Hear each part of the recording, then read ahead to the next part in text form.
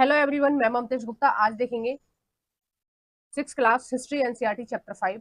और इस चैप्टर से पहले हमने 1, 2, 3, 4 चैप्टर कंप्लीट कर लिए हैं। अगर आपने नहीं देखे हैं तो इसी वीडियो के डिस्क्रिप्शन में मैंने 2 प्ले लिस्टों की लिंक डाल रखी है। पहली प्ले लिस्ट है जिसमें आपको हिस्ट्री की 6, 7 और 8 क्लास की हिस्ट्री की थ्योरी मिल जाएगी। सारी वीडियोस थ्योरी की मिल जाएंगी। उसमें पहले मैंने आपको 8th क्लास करवाई थी, फिर 7th क्लास, और अब मैं आपको 6 क्लास करा रही हूँ। दूसरी प्ले लिस्ट है, उसमें एमसीक्यू आपको मिल जाएंगे। ठीक है, उसी तरह से मिलेंगे। पहले आपको 8th क्लास के एमसीक्यू मिलेंगे उसमें, फिर 7th क्लास के, और फिर 6 क्लास के। ठीक है, और ये जो साइड में प्लेलिस्ट लगी हुई है ये सभी मैंने पढ़ाई है। एनसीईआरटी को बहुत ज्यादा डिटेल में पढ़ाया, तो 6 से 10 तक की एनसीईआरटी का आपको एमसीक्यू देखने हैं या थ्योरी देखने हैं तो आप मेरा चैनल ओपन कर प्ले लिस्ट वाले ऑप्शन पर क्लिक कर देख सकते हैं। ठीक है, आइए हम देखते हैं इस चैप्टर का नाम राज्य, राजा और एक प्राचीन गणराज्य। इसके बारे में हम बात करेंगे कि किस तरह से राज्य होते थे, किस तरह से गणराज्य होते थे। ठीक है, तो उसके बारे में हम बात करेंगे। और हमने पिछले चैप्टर में देखा था कि वेदों के बारे में पढ़ा था कि उस समय कैसी शासन व्यवस्था थी, क्या था, वेदों की रचना कब हुई, किस तरह से हुई, ये सारी चीजें पढ़ी थी। और हमने भाषा परिवार पढ़ा था। ठीक है, ये सारी चीजें हमने पढ़ी थी, पिछले चैप्टर में पढ़ी थी। इस चैप्टर में हम आगे की कहानी पढ़ रहे हैं, इससे आगे की, यानी कि वेदों से आगे जो जिस तरह की शासन व्यवस्था स्टार्ट हुई उस के बारे में हम पढ़ेंगे। लगभग 50 वर्षों, हेडिंग का नाम है कुछ लोग शासक कैसे बने, यानी कि शासक की शासन करने की शुरुआत या राजाओं की शुरुआत कहाँ से हुई, कैसे हुई, उस तरह से हम देखेंगे। ठीक है, यानी कि जब दुनिया बनी होगी, धीरे धीरे सभ्यताओं का विकास हुआ होगा, तब तो राजा नहीं थे। ठीक है, ये राजा कैसे बने धीरे धीरे और किस तरह से चीजें हुई वो हम इस हेडिंग में देखेंगे। लगभग 50 वर्षों से हम अपने शासकों का चुनाव मतदान के जरिए करते आ रहे हैं। यानी कि हमारे देश को आजाद हुए लगभग इसमें 50 वर्ष दे रखा है, अपडेट नहीं हुई है एनसीईआरटी। तो लगभग 75 वर्षों से हम क्या कर रहे हैं, चुनाव करते आ रहे हैं और अपने मन पसंद के शासकों का चुनाव करते हैं। यानी कि जो आपके चुनाव होते हैं उनमें आप खुद चुनते हो कि आपको किसको प्रधानमंत्री बनाना है, किसको मुख्यमंत्री बनाना है, किसको विधायक बनाना है। सब कुछ आप ही के हाथ में है। ठीक है, जनता जो है वो स्वयं मालिक है देश की। यानी कि जनता जिसको चाहे उसको वोट डाल सकती है भारतीय लोकतंत्र में। ठीक है, तो उसी का उदाहरण यहाँ पर दिया गया है। करीब 3000 वर्ष पहले कुछ लोग बड़े बड़े यज्ञों का आयोजित कर राजाओं के रूप में प्रतिष्ठित हो गए। यानी कि कुछ लोगों ने क्या किया, यज्ञ किया और उन्होंने अपने आप को राजा घोषित कर दिया। अश्वमेध यज्ञ एक ऐसा ही आयोजना था। ठीक है, सॉरी, ऐसा ही आयोजन था। अश्वमेध यज्ञ क्या होता था, देखो इसका उल्लेख आपको रामायण में देखने को मिलेगा। आजकल नवरात्रियां चल रही हैं तो रामायण जगह जगह पर हो रही है, वीडियोस भी आ रही हैं, तो उनमें आपने देखा होगा कि जो महाराज महाराजा राम थे, प्रभु राम थे, उन्होंने क्या किया था, अश्वमेध यज्ञ कराया था। और अश्वमेध यज्ञ में क्या होता था कि घोड़े को छोड़ दिया जाता था। जो राजा अश्वमेध यज्ञ करता था, घोड़े को छोड़ दिया जाता था, और घोड़ा के पीछे एक छोटी सी सेना होती थी, और वो घोड़ा जिन जिन नगरों से गुजरता था उन सभी राजाओं को अश्वमेध यज्ञ में आमंत्रित किया जाता था।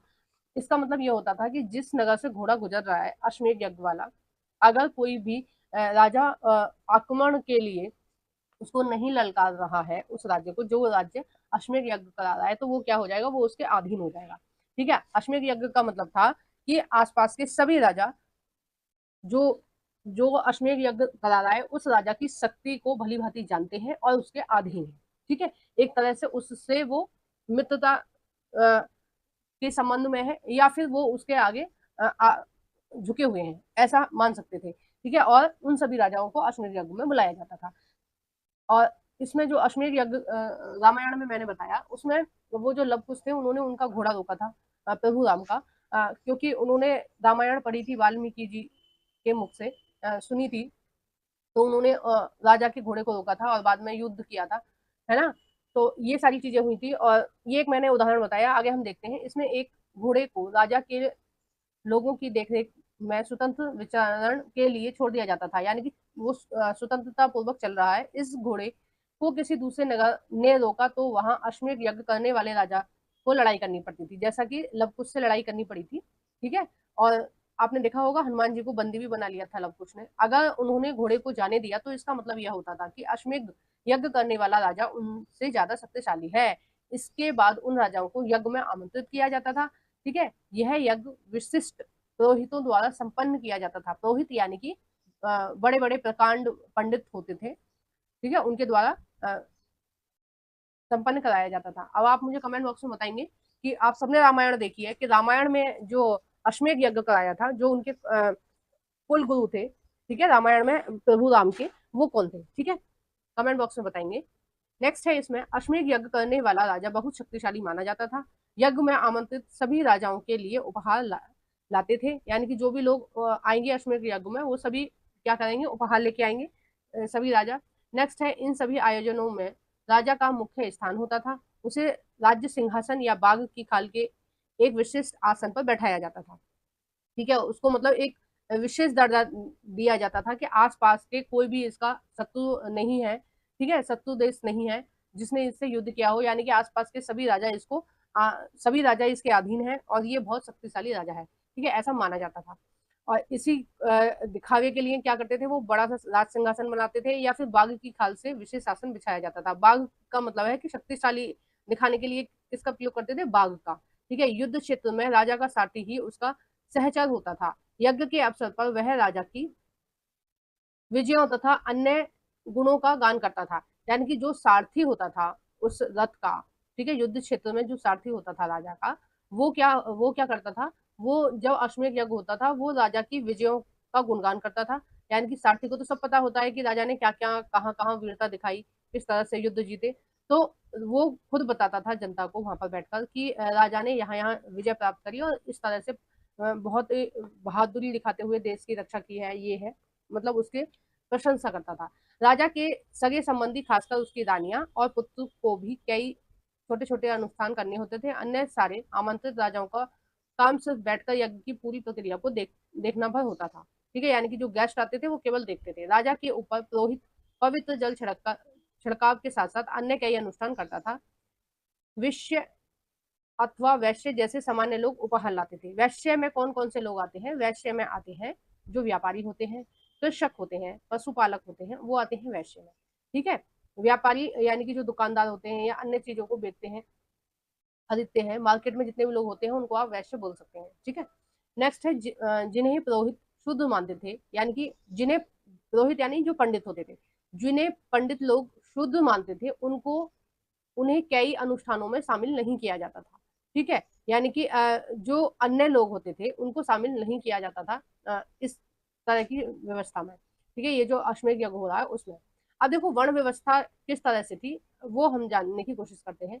उस समय सामाजिक वर्ग थे, यानी कि उस समय समाज को 4 वर्णों में बांटा हुआ था। पहला था ब्राह्मण, यानी कि जो पूजा पाठ करते थे, जो कर्म कांड करवाते थे, जो यज्ञ करते थे और जो एक तरह से शिक्षक भी होते थे, ठीक है, जो वेदों का ज्ञान देते थे, है ना। नेक्स्ट थे क्षत्रिय। क्षत्रिय कौन होते थे, क्षत्रिय ही केवल राजा बन सकते थे, ठीक है, और कोई व्यक्ति राजा नहीं बन सकता था। आप 7th क्लास में जानेंगे कि बहुत सारे राजा जो जन्म से ब्राह्मण थे, ठीक है, बहुत सारे राजा जो जन्म से ब्राह्मण थे, वैश्य थे या कोई और जात के थे, ठीक है, कोई और वर्ण के थे, उन्होंने जब उनको राजा बनना था, जब उन्हें अपनी शक्ति का प्रदर्शन करना था, तो वो एक गर्भ हिरण्य गर्भ नाम का एक अनुष्ठान कराते थे और उसके जरिए वो क्या बन जाते थे, क्षत्रिय बन जाते थे। यानी कि कोई व्यक्ति अगर जन्म से क्षत्रिय नहीं है तो वो राजा नहीं बन सकता था। बाद में क्या हुआ, एक अनुष्ठान किया जाने लगा जिसे हिरण्य गर्भ के नाम से जानते हैं, और 7th क्लास की एनसीईआरटी में दिया हुआ है। आपने अगर वीडियोस देखी होंगी तो आप देख पा रहे होंगे, समझ पा रहे होंगे इस चीज को। तो इस तरह का एक अनुष्ठान था और उसे करने से क्या हो जाते थे, वो जन्मजात चाहे किसी भी वर्ण से हैं, लेकिन उस अनुष्ठान को करने के बाद वो क्षत्रिय हो जाते थे। तो क्षत्रियों का काम था युद्ध करना, राजा बनना, या सेना में जितने भी लोग होते थे वो सब क्षत्रिय ही होते थे, यानी कि उनका काम युद्ध करना और लोगों की रक्षा करना होता था। जबकि वैश्यों का काम क्या होता था, पशुपालन यानी और खेती में काम करना, ठीक है, यानी कि जो किसान होते थे उनको वैश्य श्रेणी में रखा गया था। और किसानों की हालत जैसे आजकल है ना, बड़ी दुर्लभ है, कर्ज से ढके हुए, कच्चे मकान, उस तरह की है ना। आपके दिमाग में मेंटेलिटी ऐसी होती है ना, किसान मतलब बहुत गरीब आदमी। पहले ऐसा नहीं था, जो किसान थे उनकी हालत बहुत अच्छी होती थी और उनको देखो, उनको वर्ण में भी वैश्य वर्ण में रखा गया है, यानी कि वो उनकी हालत काफी अच्छी होती थी, काफी अमीर व्यक्ति होते थे वो, ठीक है। नेक्स्ट है इसमें पशुपालन और नेक्स्ट है इसमें व्यापारी। अन्य जो लोग रह गए हैं जो सेवा करते थे एक तरह से, जैसे हाउस में हेल्प के लिए कुछ महिलाएं होती हैं, और या फिर आपके किसी भी काम के लिए, जैसे खेतों में हेल्पर होते हैं, उस तरह से जो हेल्प करते हैं, मतलब दिहाड़ी के मजदूर होते हैं या उस तरह से कुछ लोगों को किस कैटेगरी में रखा था, शुद्ध कैटेगरी में रखा था। ठीक है, अब देखो ये जो चीज है ये प्राचीन भारत में थी, अभी हमारे भारत में ये सारी वर्ण व्यवस्था नहीं चल रही है। ठीक है, कोई भी व्यक्ति किसी भी पद के लिए चुनाव लड़ सकता है, यानी कि एक तरह से कोई भी प्रधानमंत्री बन सकता है, कोई भी राष्ट्रपति बन सकता है। अभी हाल फिलहाल में मैं बात करूं, द्रौपदी जो मुर्मू है वो एसटी की महिला है, और हमारी प्रधानमंत्री जी जो है वो ओबीसी है, और बहुत सारी पदों पर ऐसे लोग हैं जो एसटी हैं, ओबीसी हैं, जनरल हैं, मतलब हर कैटेगरी के लोग आपको किसी भी पद पर देखने को मिल सकते हैं। तो अब ऐसा फिक्स नहीं है कि राजा केवल और केवल क्षत्रिय ही बनेंगे। ठीक है, और जो घरों में पूजा पाठ कराते हैं वो ऐसा नहीं है केवल ब्राह्मण ही होते हैं, अब एक कोर्स टाइप का होता है इसका भी। जो पंडित होते हैं जो पूजा पाठ कराते हैं, जो शादी वगैरह में मंत्रों का उच्चारण करते हैं, तो उसमें किसी भी जाति का कोई भी व्यक्ति पंडित की जो उपाधि है वो धारण कर सकता है। उसके लिए उन्हें कुछ साल का डिप्लोमा करना होता है। तो मतलब कोई भी व्यक्ति कुछ भी हो सकता है। और ये वर्ण व्यवस्था पूरी तरह से हमारा जो भारतीय संविधान है उसने पूरी तरह से खत्म कर दिया है। आप ने पढ़ा होगा या आप आगे वाली क्लासों में पढ़ोगे। ठीक है, उसमें क्या है कि सबको कैसा रखा गया है, समान। 14 से 18 के जो जितने भी अनुच्छेद हैं उसमें सब सारे अनुच्छेदों में इन सभी चीजों का खंडन किया गया है, वर्ण व्यवस्था का खंडन किया गया है, और सभी को हर तरीके से समान बनाया गया है। ठीक है, यानी कि किसी भी जाति का कोई भी व्यक्ति समान है। ठीक है, कहीं भी आने जाने के लिए, पूजा पाठ के लिए, कहीं मंदिर में या किसी भी स्थान पर आ जा सकता है, जो भी करना चाहता है वो कर सकता है। तो ऐसा अब नहीं है। ठीक है, आइए नेक्स्ट देखते हैं। नेक्स्ट है जनपद। जनपद क्या होते थे उसके बारे में हम देखेंगे। ठीक है, इसके बारे में देखेंगे, जनपद के बारे में। देखो एक यहाँ पर एक कॉलम दिया हुआ है, इसके बारे में देख लेते हैं। चित्रित भूषण पात्र, इस तरह के पात्रों को ज्यादातर थालियों या कटोरियां ही मिली है, थालियां और कटोरियां ही मिली हैं। ये पात्र बहुत ही पतली सतह के, सुंदर और चिकने हैं। शायद इनका प्रयोग खास मौकों पर या महत्वपूर्ण लोगों को भोजन परोसने के लिए किया जाता होगा। यानी कि इस तरह के पतली सतह वाले क्या मिली है, कुछ थालियां मिली हैं और कुछ कटोरियां मिली हैं। ये ऐसा जो इतिहासकार हैं वो ऐसा अनुमान लगा रहे हैं कि इनका प्रयोग किसके लिए किया जाता होगा, कुछ खास मौकों के लिए किया जाता होगा, या फिर कोई रिश्तेदार वगैरह आते होंगे उनके लिए किया जाता होगा। क्योंकि सबसे अच्छी क्रॉकरी किसको दी जाती है, हमारे यहाँ मेहमान को दी जाती है, और ये परंपरा बहुत दिनों से चली आ रही है। वो कांच की कटोरियां आपको कभी देखने को नहीं मिलेंगी, आपकी मम्मी कभी उनमें आपको नाश्ता नहीं देंगी, खाना नहीं देंगी। लेकिन जैसे ही कोई गेस्ट आपके घर आएगा तो ऐसी ऐसी क्रॉकरी सुंदर सुंदर निकाल कर आपकी मम्मी या आप खुद भी ऐसा करते होंगे कि जो रिश्तेदार हैं उनको अच्छा अच्छा बर्तनों में खाना दिया जाता है। नेक्स्ट देखते हैं जनपद के बारे में। जनपद क्या होते थे। महायज्ञों को करने वाला राजा अब जन के राजा न होकर जनपदों के राजा माने जाने लगे। ठीक है, जनपद का अर्थ होता है जन के बसने की जगह, यानी कि जहां पर बहुत सारे लोग बसे हुए हैं उसको क्या बोलेंगे, जनपद बोलेंगे। ठीक है, कुछ महत्वपूर्ण जनपद चित्र 4 में दिखाए गए हैं। ठीक है, चित्र 4 क्या है, ये नीचे ये दिखाया गया है मानचित्र 4। इसको हम बाद में डिस्कस करेंगे, पहले हम यहाँ से सब कंप्लीट कर लेते हैं। ठीक है, आपको जनपद का मतलब समझ में आ गया है। देखो यहाँ से कई बार क्वेश्चन पूछा जाता है तो आप इसको अच्छे से ध्यान रखना।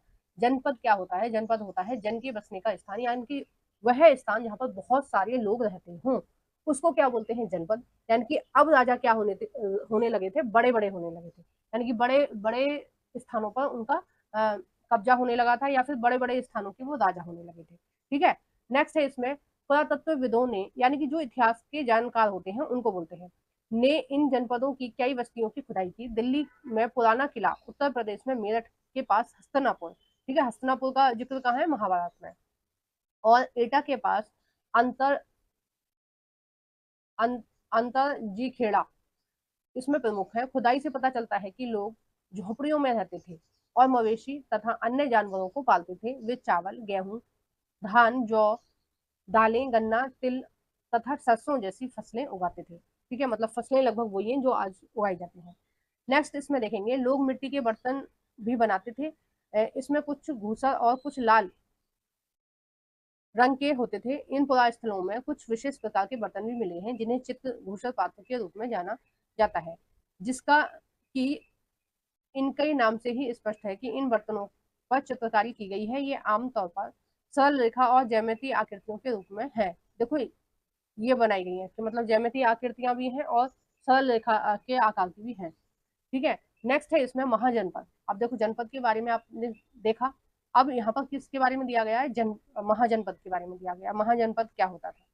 करीब 2500 साल पहले कुछ जनपद अधिक महत्वपूर्ण हो गए, इन्हें महाजनपद के जनपद कहा जाने लगा। यानी कि कुछ जनपद कैसे हो गए, बड़े हो गए, विशाल हो गए और धनवान हो गए, तो उनको क्या कहने कहा जाने लगा, उनको महाजनपद कहा जाने लगा।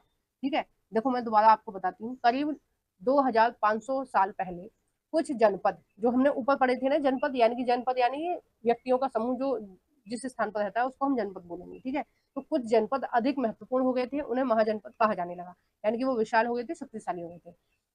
बिल्कुल वैसे ही जैसे किसी राज्य को सम्राट घोषित किया जाता था, किसी राजा को सम्राट घोषित किया जाता था, और तो सम्राट किसको घोषित करते हैं, जो ज्यादा शक्तिशाली राजा होता है उसको सम्राट बोलते हैं। ठीक है, बोलते थे पहले। नेक्स्ट है इसमें मानचित्र 4 में कुछ महाजनपदों को दिखाया गया है। अधिकतर महाजनपदों की एक राजधानी होती थी। ठीक है, यानी कि इन सब महाजनपदों की क्या होती थी, एक राजधानी होती थी। कई राजधानियों में किलेबंदी भी की गई थी, अर्थात इनके चारों ओर लकड़ियां, ईंट तथा पत्थर की ऊंची ऊंची दीवारें बनाई गई थी।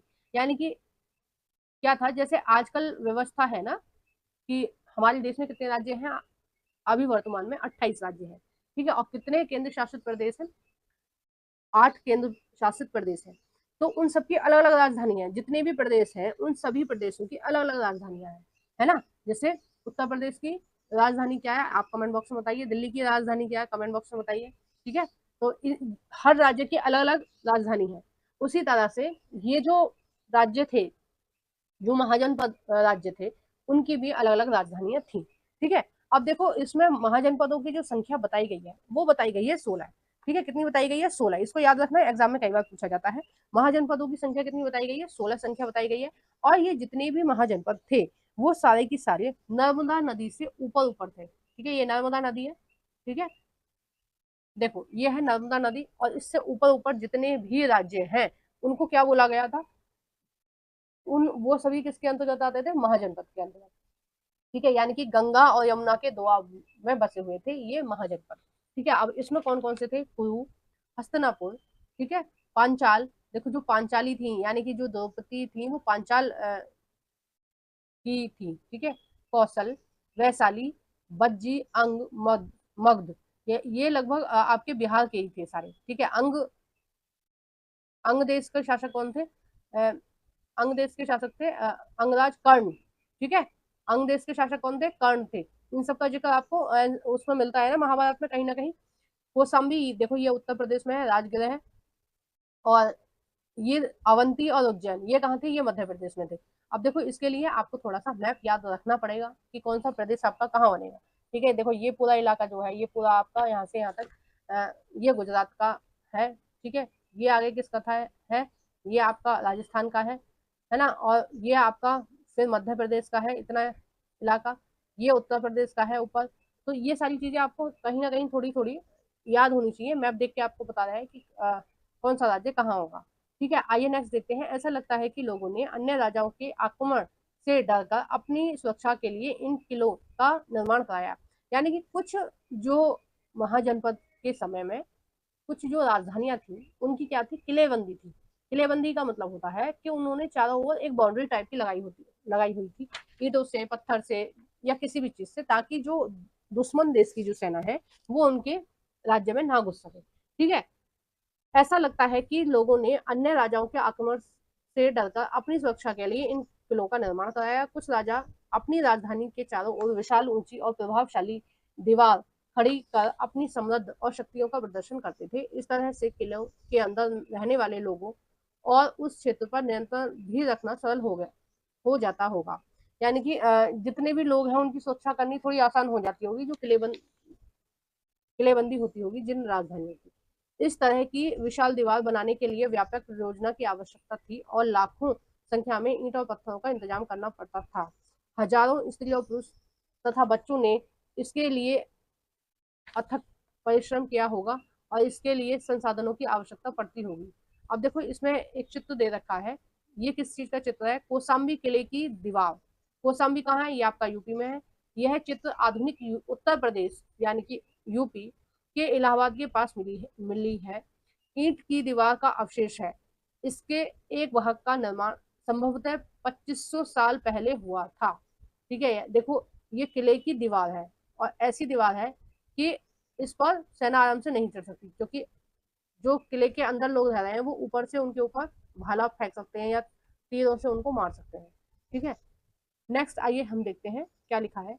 अब राजा सेना रखने लगे थे, यानी कि महाजनपद काल से ही ये स्टार्ट हो गया था कि राजाओं का विकास होने लगा था, बड़े बड़े राजाओं का, और वो क्या करने लगे थे, सेना रखने लगे थे अपने राज्य को बचाने के लिए।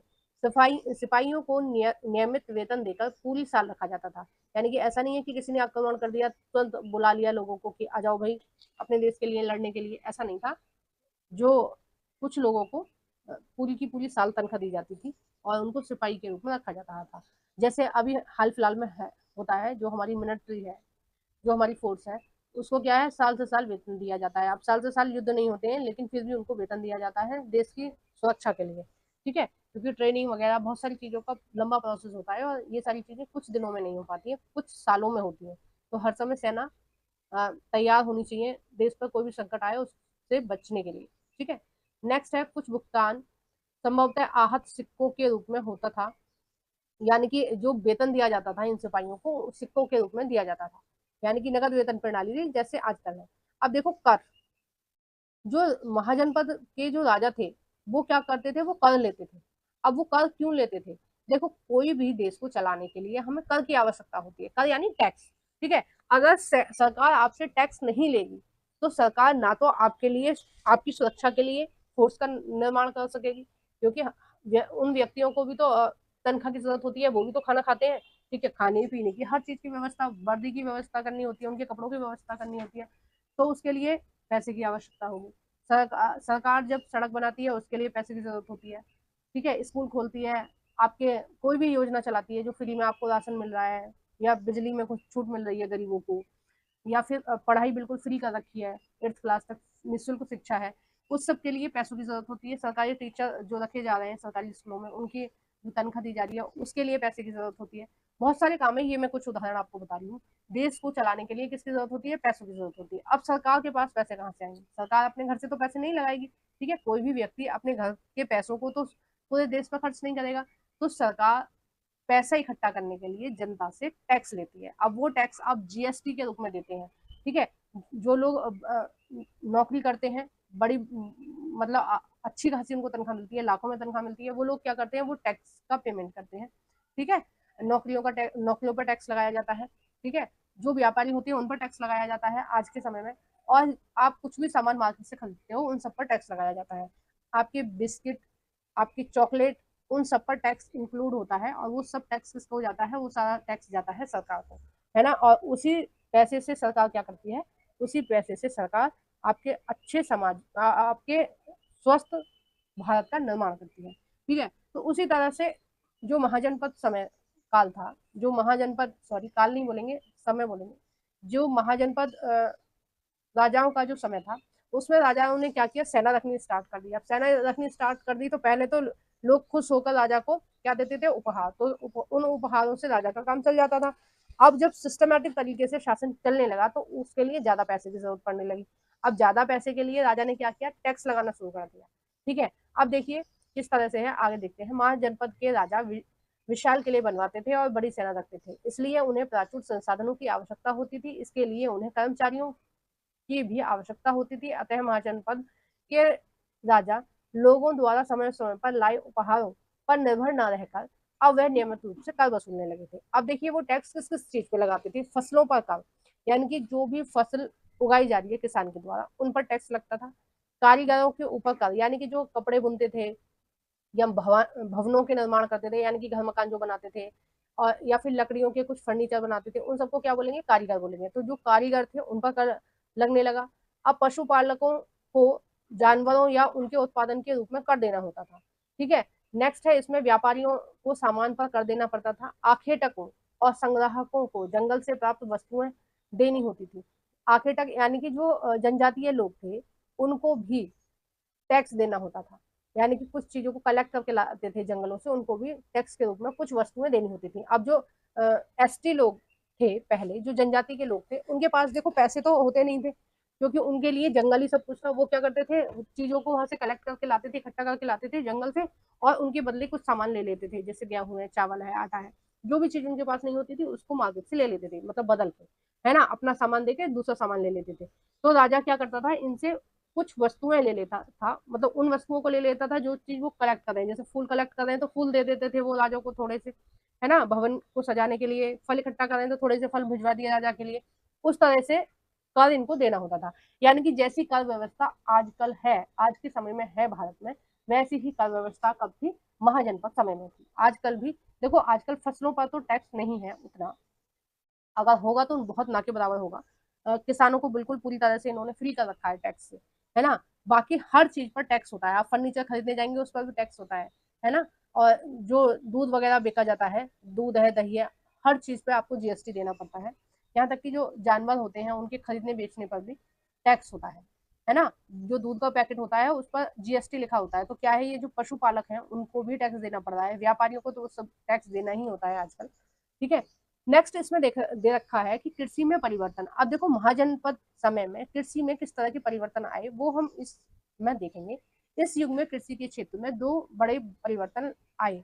हल, हाल, हाल के फाल, हल, हल क्या होता है, हल होता है एक उपकरण होता है जो मेनली उसका होता था लकड़ी का, ठीक है, इस तरह से कुछ होता है वो हल, ठीक है, इस तरह से हल होता है। और यहाँ पर एक कुछ धातु का लगाया होता है जिससे मिट्टी इकट्ठी की जाती है, मतलब इस तरह का कुछ होता है उपकरण, उसको बोलते हैं हल। अब क्या महाजनपद समय में क्या होने लगा कि जो हल के फल है, फाल है, वो किसके होने लगे, वो लोहे के होने लगे। यानी कि जो ब्लेड वगैरह जो लगाए जाते थे, अब वो किसके लगाए जाने लगे, वो लोहे के लगाए जाने लगे। लेकिन पहले क्या इसके लगाए जाते थे, लकड़ी के। अब कठोर जमीन को लकड़ी के फल की तुलना में लोहे के फाल से आसानी से जोता जाता था। जैसे मतलब जो काम अब ट्रैक्टर करते हैं ना, ट्रैक्टर थोड़ी ही देर में सारा काम कर देते हैं, वो काम पहले मजदूर करते थे और हल्के की सहायता से करते थे, ठीक है। जो बच्चे गांव में रह रहे हैं वो समझ पा रहे होंगे हल्का क्या मतलब है, शहर के बच्चे नहीं समझ पा रहे होंगे। तो शहर के बच्चों को मैं बताना चाहती हूँ कि हल क्या है, एक तरह का उपकरण है जो कृषि में खेत की जुताई के लिए, यानी कि खेत की जो समतल होता है ना उसको थोड़ा थोड़ा उथला करने के लिए, ताकि जो फसल है वो अच्छी उग सके, ठीक है। नेक्स्ट है इसमें, इससे फसलों की उपज बढ़ जाती है।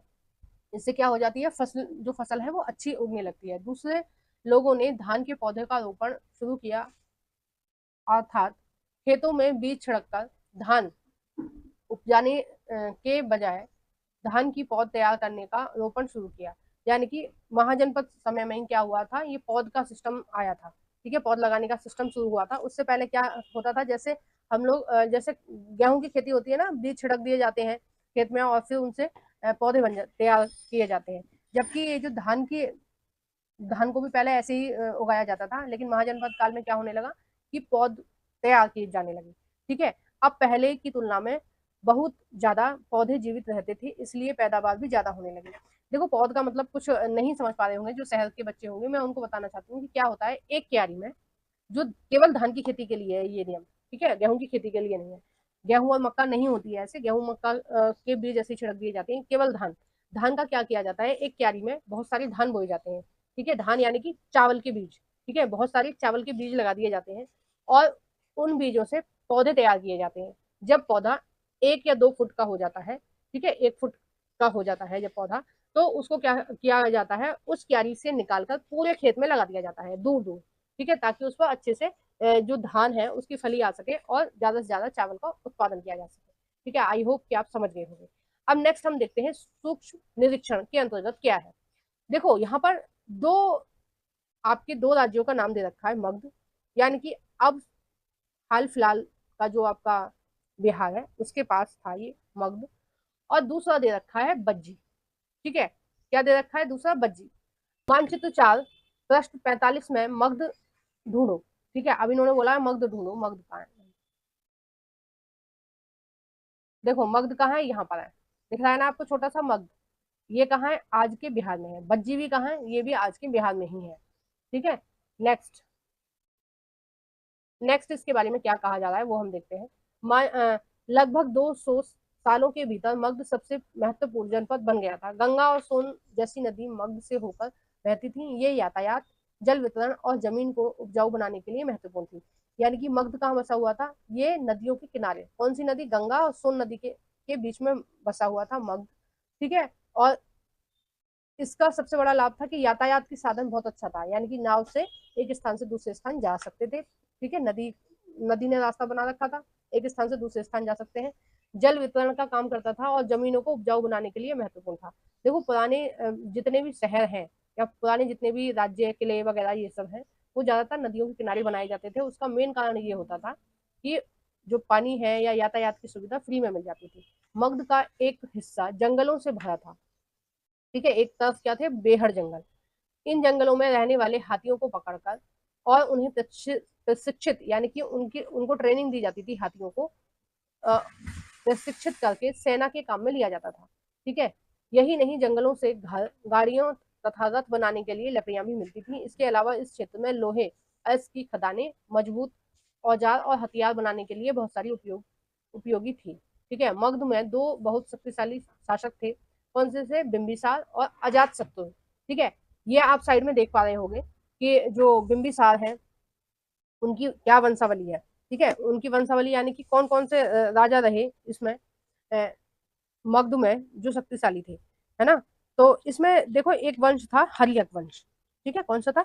हर्यक वंश। इसको हम बोलते हैं पिता हंत पिता हंता वंश भी बोलते हैं। पिता हंता वंश या हर्यक वंश इसको इसलिए बोलते हैं कि ये जितने भी राजा थे, इन सभी राजाओं ने अपने पिता की हत्या कर खुद शासन पर बैठे थे। ठीक है, इसमें सबसे शक्तिशाली राजा था बिंबिसार। बिंबिसार की जो हत्या की थी वो की थी अजातशत्रु ने, ये इसका पुत्र था। ठीक है, जितने भी इसमें पुत्र हैं वो उन सब ने क्या किया है? अपने पिता की हत्या की है। ठीक है, नेक्स्ट है इसमें इसमें नहीं दे रखा है लेकिन मैं आपको बता देती हूँ, साइड में लगा हुआ है। नेक्स्ट है इसमें उदयन। ठीक है, उदयन जो था वो किसका था? अजातशत्रु का बेटा था। ठीक है, इस तरह से इसमें वंशावली है। यानी कि ये जो बिंबिसार जो थे, ये कौन से वंश के थे? ये हर्यक वंश के थे। ठीक है, हर्यक वंश या पिता हंता वंश एक ही बात है। यानी कि इन सब ने क्या की थी? अपने पिता की हत्या कर शासन पर बैठे थे। तो सबसे पहले राजा थे बिंबिसार। ठीक है, दूसरे राजा थे अजातशत्रु, तीसरे राजा थे उदयन। ठीक है, ये एग्जाम में पूछा जाता है, इसलिए मैंने बता दिया, ये तीन राजा थे। नेक्स्ट इसमें लिखा गया है, अन्य जनपदों को जीतने के लिए ये हर संभव साधन अपनाते थे। महापद्मनंद एक और महत्वपूर्ण शासक थे। ठीक है, महापद्मनंद कौन थे? एक महत्वपूर्ण शासक थे जिसके बारे में आगे बताया जाएगा। उन्होंने अपने नियंत्रण का क्षेत्र इस उपमहाद्वीप के उत्तर पश्चिम भाग तक फैला लिया था। ठीक है, उत्तर पश्चिम भाग कौन सा हो गया? आपका राजस्थान हो गया, से भी आगे। ठीक है, उत्तर पश्चिम उपमहाद्वीप का बोला है। उपमहाद्वीप में क्या क्या आता है? भारतीय उपमहाद्वीप में आता है भारत, नेपाल, भूटान, ठीक है, म्यांमार, और इधर आता है आपका पाकिस्तान, अफगानिस्तान, ईरान। ये सब किस में आता है? ये इसी महाद्वीप में आता है। ठीक है, ये पूरा टुकड़ा था पहले, जो जिसको किसके नाम से जाना जाता है? भारतीय उपमहाद्वीप के नाम से जाना जाता है। तो जो महापद्मनंद थे, उनका जो शासन था वो आज के पाकिस्तान, अफगानिस्तान और ईरान तक था। ठीक है, बिहार में राजगृह आधुनिक राजगीर कई सालों तक मगध की राजधानी बना रहा। बाद में पाटलिपुत्र, आज का पटना, को राजधानी बनाया गया। ठीक है, राज राजगृह आज का आज किस नाम से जानते हैं? राजगृह को राजगीर, और पाटलिपुत्र को किस नाम से जानते हैं? पटना। यानी कि पटना कितना पुराना है? यानी कि 250 वर्ष पुराना है पटना। और इतना वर्ष पुराना शहर होने के बावजूद जो बिहार है वो इतना ज्यादा पिछड़ा हुआ है। यानी कि सोचो वहां पर करप्शन कितनी बड़े लेवल पर हुआ है ना। 2300 साल से भी पहले की बात है। मैसिडोनिया का राजा सिकंदर जो विश्व विजय करना चाहता था। एक सिकंदर के बारे में बोला जाता है कि एक सिकंदर राजा था, वो कहाँ का था? मैसोडोनिया का था, यानी कि यूनान का शासक था ये। और ये क्या चाहता था? ये चाहता था पूरी दुनिया को जीतना। इसका सपना था कि मैं पूरी दुनिया का राजा बन जाऊं। ठीक है, वो भारत आया था। पूरी तरह सफल न होने पर भी वह मिस्र और पश्चिमी एशिया के कुछ राज्यों को जीतता हुआ भारतीय उपमहाद्वीप में ब्यास नदी के किनारे तक पहुंचा। ब्यास नदी कहाँ बह रही है? ये आपकी जम्मू कश्मीर में बह रही है। ठीक है, तो ये कहाँ? ब्यास नदी के किनारे तक पहुंचा था। जब उसने मगध की ओर कूच करना चाहा तो उसके सिपाहियों ने जाने से इनकार कर दिया। वे इस बात से भयभीत थे कि भारत के शासकों के पास पैदल, रथ और हाथियों की बड़ी सेना थी। यानी कि जो सिकंदर था वो बहुत सारे क्षेत्रों को उसने जीत लिया था एशिया के। कौन कौन से लगभग आज का अफगानिस्तान, पाकिस्तान, ईरान, इन सबको जीत लिया था उसने। लेकिन जब वो ब्यास नदी के पास आया, ब्यास नदी कहाँ, जम्मू कश्मीर में है, तो उसका इरादा कहाँ था, मगध को जीतना था। लेकिन उसकी जो सेना थी उसने मगध के भय से भारत में एंट्री करने से मना कर दिया, यानी कि ब्यास नदी को पार करने से मना कर दिया, क्योंकि उनको लग रहा था कि अगर हम यहाँ पर जाएंगे तो वहां पर जो हाथी है, रथ है और पैदल सेना है, वो इतनी ज्यादा कुशल है कि हम वहां से बचकर लौटेंगे नहीं। इसलिए जो सिकंदर की सेना थी उसने मगध की सेना से के भय से भारत में एंट्री करने से ही मना कर दिया। ठीक है, मतलब कितना दबदबा था उस समय मगध का। नेक्स्ट है इसमें ख, बज्जी। बज्जी के बारे में हम देखते हैं, बज्जी के बारे में क्या है। जैसा कि तुमने ऊपर पढ़ा, मगध एक शक्तिशाली राज्य बन गया था, उसके नजदीकी ही बज्जी राज्य था। उसकी राजधानी वैशाली यानी कि बिहार थी। ठीक है, आज का बिहार जो है उसकी राजधानी थी।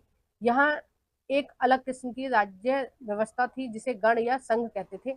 गण या संघ में कई शासक होते थे और इसमें से प्रत्येक व्यक्ति राजा कहलाता था। ये सभी राजा विभिन्न अनुष्ठानों का एक साथ संपन्न करते थे। सभाओं में बैठकर ये बातचीत या बहस विवाद, वाद विवाद करते थे। यानी कि आजकल जैसे लोकतंत्र चल रहा है ना, बिल्कुल सेम वैसा ही व्यवस्था थी गण और संघों की। ठीक है, यानी कि राजा कोई भी निर्णय लेने के लिए स्वतंत्र नहीं था, उसको सबसे पहले किससे सलाह लेनी पड़ती थी, अपने गण या संघ से। ठीक है, यानी कि अपनी मंत्री परिषद से सलाह लेनी पड़ती थी। ठीक है, नेक्स्ट इसमें कहा गया है, सभाओं में बैठकर ये बातचीत, बहस और वाद विवाद के जरिए तय करते थे कि क्या करना है, यानी कि देश के कल्याण के लिए क्या करना चाहिए, इस सब का निर्धारण कहाँ करते थे वो। एक तरह से जो आजकल काम संसद करती है ना, भारतीय संसद, उस तरह से ही ये राजा करते थे। ठीक है, नेक्स्ट है इसमें, शत्रुओं के आक्रमण से निपटने के लिए वे मिलकर चर्चा करते थे। स्त्री, दास और कुंभकार इन सभाओं में हिस्सा नहीं ले सकते थे। यानी कि स्त्रियों को और दासों को और कुंभकारों को एक श्रेणी में रखा गया था, उनको इन सब चीजों में पार्टिसिपेट करने की जरूरत नहीं थी। ठीक है, आइए नेक्स्ट देखते हैं, बज्जी संघ का वह वर्ण दीर्घ निकायों से लिया गया है। देखो, एक चीज मैं आपको बताना चाहती हूँ कि ऋग्वेद में काफी सारी महिलाओं की चर्चा थी जो इन्होंने ऋग्वेद की रचना की थी। ठीक है, फिर हम उत्तर वैदिक काल में आते हैं तो स्त्रियों का जो उल्लेख है वो बहुत कम देखने को मिलता है। और जैसे जैसे हम इतिहास में आगे बढ़ते हैं, ऋग्वेद काल से जब हम आगे बढ़ते हैं, तो धीरे धीरे स्त्रियों की जो दशा है वो खराब होती चली गई। ठीक है, और बाद में तो इतनी खराब हो गई कि स्त्रियों को और शूद्रों को एक में रखा जाने लगा। यानी कि स्त्री का कोई मूल्य नहीं था समाज में, घर में, परिवार में। जो भी था, जो भी मूल्य था वो केवल और केवल लड़कों का होता था। तो ये दशा किसने खराब करी, ये दशा खुद स्त्रियों ने खराब करी। मैं हर व्यक्ति से कहना चाहती हूँ जो अपने आप को शुद्ध समझते हैं, उनको नहीं समझना चाहिए कि वो शुद्ध है। महिलाओं को नहीं समझना चाहिए कि वो कमजोर है। जब तक आप अपने आत्मविश्वास नहीं रखेंगे, ठीक है, आप खुद पर भरोसा नहीं रखेंगे, तब तब लोग आपका ऐसे ही फायदा उठाते रहेंगे और आपको कुचलते रहेंगे और आपको नीचे गिराते रहेंगे। ठीक है, कहीं ना कहीं महिलाओं ने अपनी पोजीशन खो दी जो समाज में थी।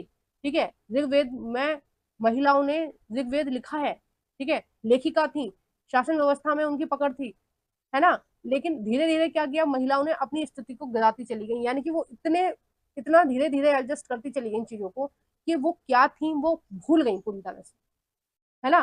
तो जब हम अपने आप को भूलने लगते हैं, जब हम केवल ये सोचकर शांति करने लगते हैं कि कोई बात नहीं है, झगड़ा ना हो घर में, हमारी थोड़ी सी सेल्फ रिस्पेक्ट करी जाए, कोई बात नहीं, पर घर में झगड़ा नहीं होना चाहिए।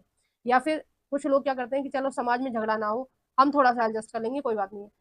अगर कोई आपके मूल्यों को एडजस्ट करने के लिए बोले तो आप कभी मत कीजिए। ठीक है, एडजस्ट उतना ही कीजिए जितने की जरूरत है। हिसाब से ज्यादा एडजस्ट करेंगे, अपने आप को पूरी तरह से सामने वाले के सामने भुलाने लगोगे, तो सामने वाले के दिमाग में आपकी कोई कीमत नहीं रह जाएगी। वही स्त्रियों के साथ हुआ। पहले स्त्रियों को पढ़ने लिखने की, हर चीज की आजादी थी। ठीक है, यहाँ तक कि राजा के साथ में बैठकर वो शासन करती थी। और धीरे धीरे उनकी दशा खराब होती चली गई, क्योंकि उन्होंने कभी अपने लिए आवाज नहीं उठाई, कभी उन्होंने ये नहीं बोला कि हमें भी बराबरी चाहिए। ठीक है, अगर वो बराबरी के लिए कोई एक आध महिला भी खड़ी होती तो इतिहास में उसका नाम आता और ये परंपरा आगे भी चलती रहती। लेकिन महिलाओं ने अपने आप ये जो चीजें हैं अपने लिए खड़ी करी। और मैं आज भी ये कहना चाहती हूँ कि अगर आपको कोई लड़का है, कोई लड़की है, ठीक है, कोई व्यक्ति दबाने की कोशिश कर रहा है, तो आप अपने लिए आवाज उठाइए। ठीक है, कोर्ट के दरवाजों को खटखटाइए, क्योंकि आप अकेले नहीं है। जैसा आपके साथ गलत हो रहा है वैसा आने वाले समय में बहुत सारे लोगों के साथ गलत होगा, और जो गलत कर रहा है उसको आदत पड़ जाएगी, उसको आदत पड़ जाएगी लोगों को दबाने की, लोगों को कुचलने की। ठीक है, तो आप अपने लिए अगर आवाज उठाएंगे तो आपके पीछे जो 100-200 लोग हैं, 1000-2000 लोग हैं, उनके लिए भी रास्ता खुल जाएगा, उनका भी जो सेल्फ रिस्पेक्ट है वो मिल पाएगा। ठीक है, भीमराव अम्बेडकर जी ने आवाज उठाई तो आज आज कितने सारे लोगों को उनका सेल्फ रिस्पेक्ट मिला। अगर वो आवाज ना उठाते और वो सोचते कि जो समाज में चल रहा है वो ठीक है, जो गलत चीजें चल रही है वो ठीक है, तो आगे भी इस तरह से चलती रहती। ठीक है, हाँ, समाज में अपना स्थान रखने के लिए आपको आवाज उठानी पड़ेगी, आपको अपनी बात रखनी पड़ेगी। और महिला है या पुरुष है, अगर आपको कोई भी दबा रहा है तो आप अपने लिए खड़े होइए, आप अपने लिए आवाज उठाइए, क्योंकि आप अकेले नहीं है जिसके साथ इस तरह का शोषण हो रहा है।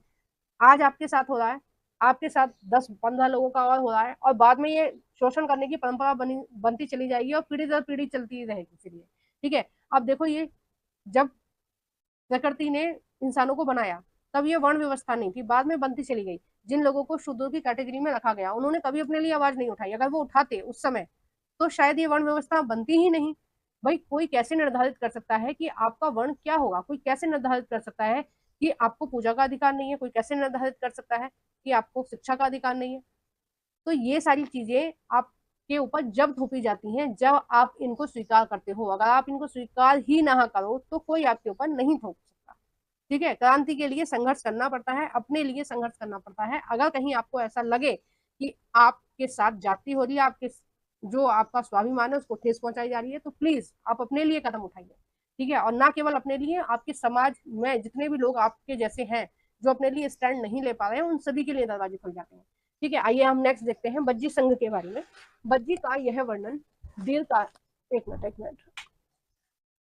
मिनट इसकी चार्जिंग खत्म होगी, मैं चार्जिंग लगा लेती हूँ, चार्जर का है, बस एक मिनट। हाँ, तो हम थे बज्जी संघ का यह वर्णन दीर्घ निकाय से लिया गया है। दीर्घ निकाय एक प्रसिद्ध बौद्ध ग्रंथ है, यानी कि ये बज्जी संघ के बारे में हमें कहाँ से पता चला, ये पता चला है हमें दीर्घ निकाय से। ठीक है, कहाँ से पता चला है हमें, दीर्घ निकाय से पता चला है। और ये दीर्घ निकाय क्या है, यह एक प्रसिद्ध बौद्ध ग्रंथ है जिसमें बुद्ध के कई व्याख्यान दिए गए हैं। करीब 2300 साल पहले इन्हें लिखा गया था। अजात शत्रु और बज्जी संघ। अजात शत्रु अजात शत्रु वज्जी संघ पर आक्रमण करना चाहते थे। उन्होंने अपने मंत्री वस्कार को बुद्ध के पास सलाह के लिए भेजा। यानी कि ये जो अजात शत्रु थे उन्होंने अपने मंत्री को सलाह के लिए भेजा कि भाई हम ऐसे ऐसे ना आक्रमण करना चाहते हैं, तो वज्जी पर ये सही रहेगा या गलत रहेगा। ठीक है, सलाह के लिए भेजा। बुद्ध, ये महात्मा बुद्ध की बात हो रही है। ठीक है, ये जो बुद्ध है ये महात्मा बुद्ध ही है जिन्होंने बौद्ध धर्म चलाया था। बौद्ध धर्म ने सॉरी बुद्ध ने उनसे पूछा कि क्या बज्जी सभाएं नियमित रूप से हो रही हैं, कि क्या बज्जी में जो सभा होती है वो नियमित रूप से हो रही है तथा उसमें सभी सदस्य उपस्थित होते हैं। जब उन्हें पता चला कि ऐसा होता है उन्होंने कहा कि बज्जीवासी तब तक उन्नति करते रहेंगे जब तक इस तरह की सभाएं होती रहेंगी। यानी कि बुद्ध, जो महात्मा बुद्ध थे, उनका ये मानना था कि मतलब उन्होंने ये सलाह दी कि आप जिस बज्जी पर आक्रमण करना चाहते हो क्या वहां पर सभा नियमित रूप से हो रही है, नियमित रूप से जो लोग हैं वो पार्टिसिपेट कर रहे हैं अपनी शासन व्यवस्था को सुचारू रूप से चलाने के लिए। अगर ऐसा हो रहा है तो बज्जी की हमेशा उन्नति होती रहेगी। देखो ये बिल्कुल सही बात है।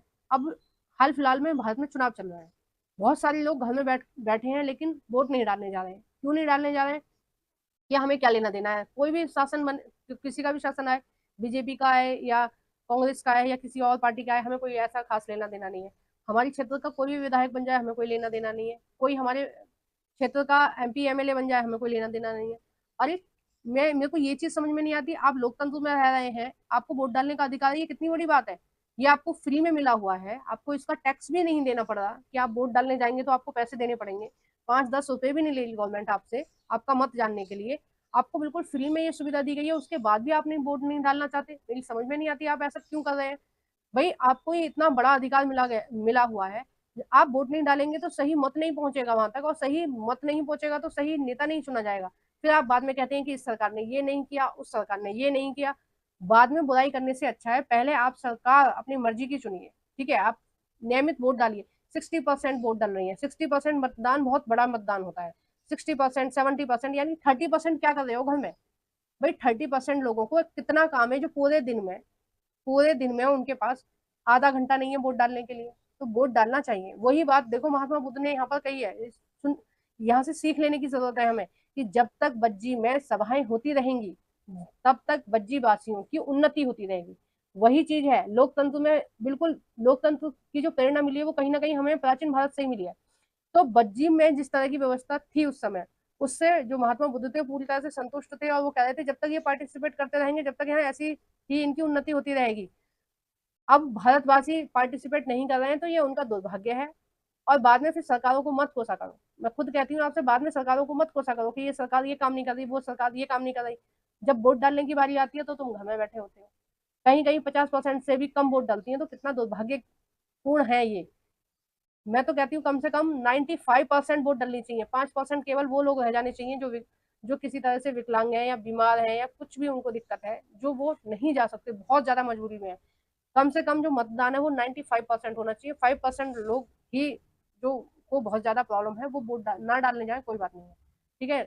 नेक्स्ट इसमें कहा गया है, वो क्या कह रहे हैं बज्जी के बारे में, बुद्ध जी, वे पूर्ण और नियमित सभाएं करते रहेंगे, आपस में मिलजुल कर काम रहते होंगे, करते रहेंगे, पारंपरिक नियमों का पालन करते रहेंगे, बड़ों का सम्मान समर्थन और उनकी बातों को पर ध्यान देते रहेंगे। बज्जी महिलाओं के साथ जोर जबरदस्ती नहीं करेगा, ठीक है। कितनी बड़ी बात कही है महात्मा बुद्ध जी ने कि जो बज्जी में महिलाओं के साथ किसी भी तरीके का अत्याचार नहीं होगा, उन्हें बंधक नहीं बनाया जाएगा, ठीक है। यानी कि उनको उनसे नौकरों की तरह काम ना किया लिया जाए, उनको भी पूरे सम्मान दिया जाए महिलाओं को, ये उन्होंने महात्मा बुद्ध जी ने कही है।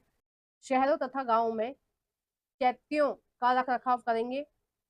नेक्स्ट है विभिन्न मतलम्बियों संतों का सम्मान करेंगे और उनके आने जाने पर कोई रोक नहीं लगाएंगे। तब तक क्या होता रहेगा, ये जो बज्जी है उसकी तरक्की होती रहेगी।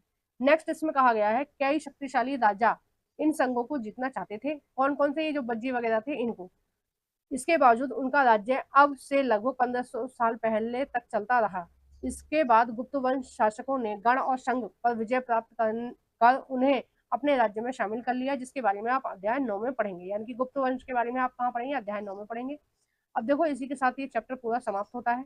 हमने ये सारी चीजें बहुत अच्छे से डिस्कस करी, राजा के बारे में, अश्वमेध यज्ञ के बारे में, वर्ण व्यवस्था के बारे में मैंने बहुत अच्छे से आपको बताया, जनपद के बारे में बताया, महाजनपद के बारे में बताया, किलेबंदी के बारे में बताया कि महाजनपद की जो राजधानियां थी, कुछ राजधानियों की किलेबंदी थी ताकि सेना और राजा की सुरक्षा की जा सके। सेना के बारे में बताया, कर के बारे में मैंने बताया किस किस चीज पर कर लगाया जाता था, पौधा रोपण के बारे में बताया, यानी कि धान की जो खेती थी वो दूसरे तरीके से होने लगी, पौध लगाकर होने लगी, और गण और संघ के बारे में मैंने आपको विस्तार से बताया, ठीक है। तो इस वीडियो को हम यहीं समाप्त कर रहे हैं क्योंकि ये चैप्टर समाप्त हो गया है। आगे इस चैप्टर के आपको क्वेश्चन आंसर देखने को मिलेंगे। अगर आपने अभी तक मेरे चैनल को सब्सक्राइब नहीं किया है तो प्लीज मेरे चैनल को जरूर से सब्सक्राइब कर लेना, वीडियो को जरूर से लाइक कर देना, और एक छोटा सा कमेंट करके बताना आपको वीडियो कैसी लगी, आपको कंटेंट में कोई भी कमी लगी है या कुछ भी इसमें गलत हो तो आप प्लीज मुझे कमेंट कीजिए, ठीक है। ना केवल आपके लिए वो चीज करेक्ट होगी, बाकी जितने भी लोग इस वीडियो को देखेंगे उन सभी के लिए ये सारी चीजें करेक्शन हो जाएंगी। तो प्लीज अगर कुछ भी गलत हो तो मुझे कमेंट बॉक्स में बताइए, और वीडियो को लाइक करना बिल्कुल नहीं भूलना है। Thank you for watching everyone.